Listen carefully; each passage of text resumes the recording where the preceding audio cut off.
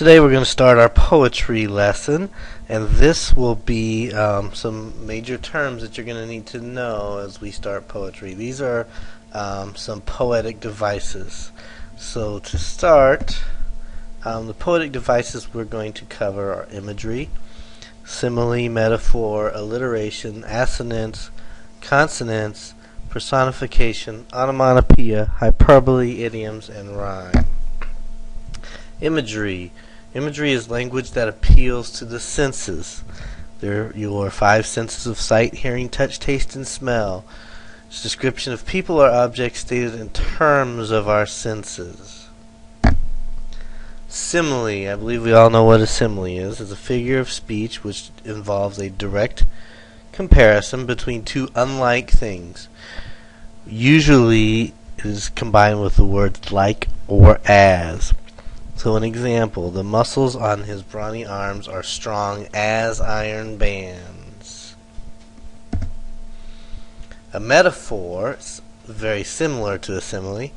It is a figure of speech which involves an implied comparison between two relatively unlike things using a form of to be. So it compares things without using like or as. An example would be the road was a ribbon wrapping through the desert. Alliteration. Alliteration is repeating consonant sounds that occur at the beginning of words or within the words.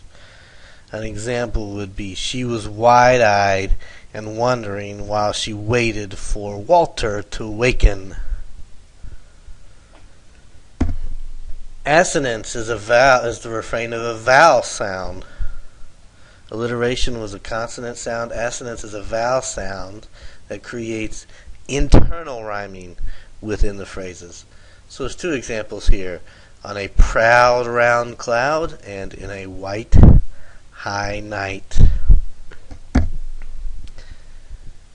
Consonants.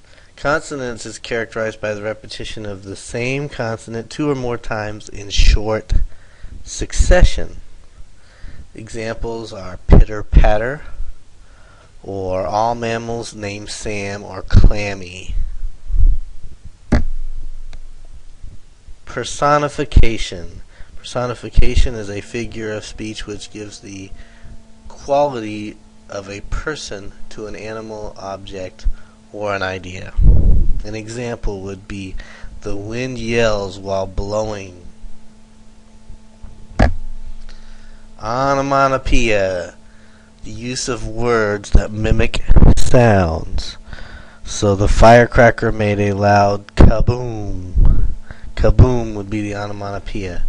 Or words like slam, bang, buzz, that kind of thing. Hyperbole. Hyperbole is an exaggeration of a statement used to heighten effect. It is not used to mislead the reader, but to emphasize a point. She said so on several million occasions. Several million occasions is a hyperbole. So if you're exaggerating something, you're being hyperbolic. And idioms. An idiom or an idiomatic expression refers to the construction of an expression in one language that cannot be matched or directly translated word for word in another language. So the examples would be, she has a bee in her bonnet. She doesn't literally have a bee in her bonnet. It means she's obsessed with something. But if you translated that into another language, it would mean literally she has a bee in her bonnet. Those are the poetry terms that you're going to need to know as we move forward with our assignments. So learn those terms. I'm going to produce another video that's going to have more terms that are much more complex, but those are poetic devices that you will need when reading and writing poetry.